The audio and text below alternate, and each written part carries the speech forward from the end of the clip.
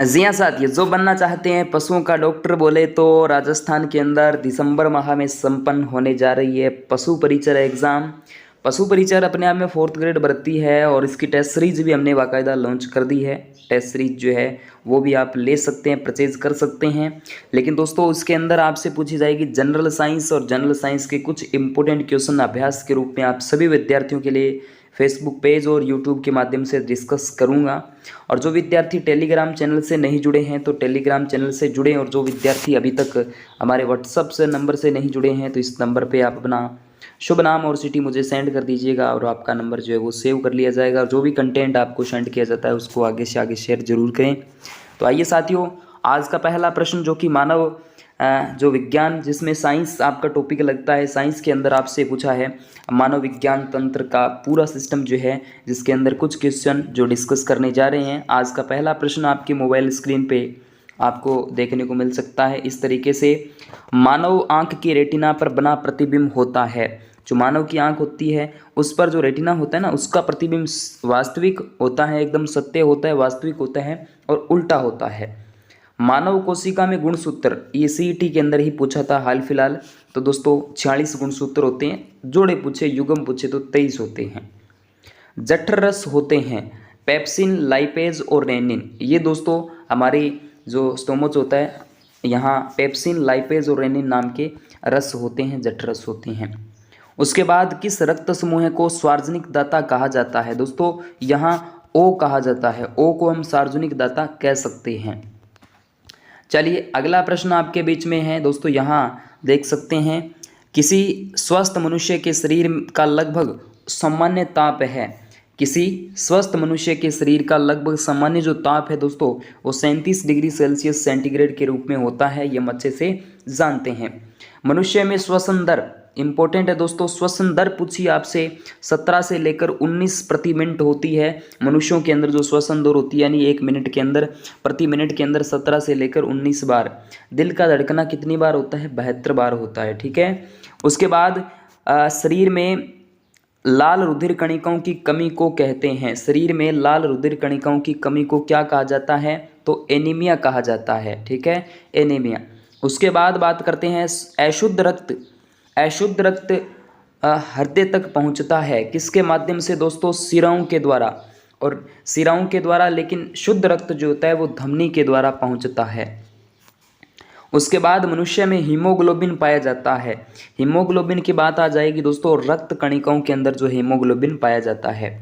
निम्न में से कौन से मनुष्य मस्तिष्क का सबसे बड़ा भाग है? यानी मनुष्य के मस्तिष्क का सबसे बड़ा जो भाग माना जाता है वो परमस्तिष्क माना जाता है। परमस्तिष्क जो है वो सबसे बड़ा भाग माना जाएगा।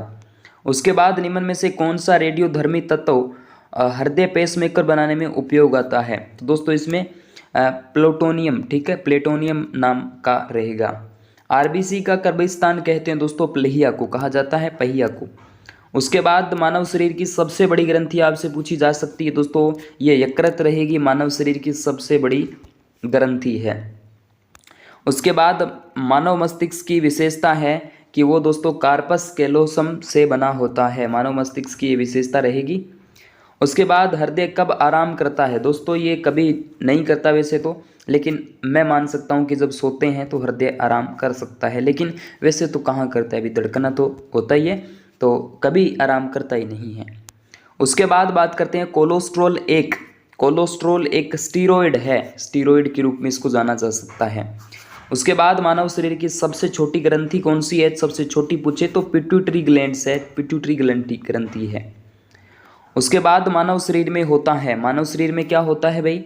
लगभग 70% क्या होता है? पानी होता है, वाटर होता है, किसके अंदर? मानव शरीर के अंदर। उसके बाद मानव तंत्र में इंसुलिन किसका उपापचय बोले तो मेटाबॉलिज्म को नियंत्रित करता है। किसको? मेटाबॉलिज्म को करता है, कार्बोहाइड्रेट के, ओके। उसके बाद निम्न में से कौन मानव पाचन तंत्र का भाग नहीं है? देखो दोस्तों मानव पाचन तंत्र के अंदर आमाशय है, ग्रसिका है, छोटी आंत है, फुफ्फुसियों का, फुफ्फुस जो है हृदय वाला सिस्टम आ जाता है। चलिए उसके बाद बात करते हैं जल का अवशोषण मुख्यतः जिस अंग द्वारा होता है वह है। जल का अवशोषण यानी छोटी आंत के द्वारा, बड़ी आंत के द्वारा बोले तो क्षुद्रांत्र के द्वारा होता है, बृहदांत्र के द्वारा। उसके बाद सूर्य प्रकाश के संपर्क में आने से मानव शरीर का कौन सा विटामिन उत्पन्न होता है? विटामिन डी ढूंढ लीजिए दोस्तों, विटामिन डी करेक्ट आंसर रहेगा। यानी सूर्य के प्रकाश से हमें जो सुबह सुबह या तो अर्ली मॉर्निंग या लेट इवनिंग के अंदर जो हमें विटामिन मिलेगा वो आपका हो जाएगा विटामिन डी। उसके बाद निम्न में से किस एंजाइम को आणविक कैंची कहा जाता है? आणविक कैंची की बात करते हैं तो दोस्तों रेजिस्ट्रिक्शन एंडोन्यूक्लियस को नाम दिया जाएगा। उसके बाद आमाशय का प्रोटीन ले एंजाइम है दोस्तों, ये आपका पेप्सिन एंजाइम यहाँ से देखने को मिल जाएगा, पेप्सिन। चलिए, मानव उत्सर्जन तंत्र में शामिल नहीं है वकर युग्म, ठीक है भाई। नेत्र युग्म का कहाँ रोल है? कोई और नहीं है, बाकी मूत्राशय और मूत्रवाहिनी युग्म तो होते ही होते हैं। आमाशय की अम्लता का उपचार करने के लिए प्रयुक्त प्रतिअम्ल है दोस्तों मिल्क ऑफ मैग्नीशिया। क्या? Milk of magnesia. रेटिना अपवर्दी है दोस्तों मध्य मस्तिष्क की। लार निम्न में से किसके पाचन में सहयोग करती है दोस्तों? स्टार्च के पाचन में सहयोग करती है। उसके बाद मिनी माता रोग का कारण पूछ लिया आपसे जाए तो पारा बता देना। मिनी माता रोग किसके कारण होता है? पारा के कारण।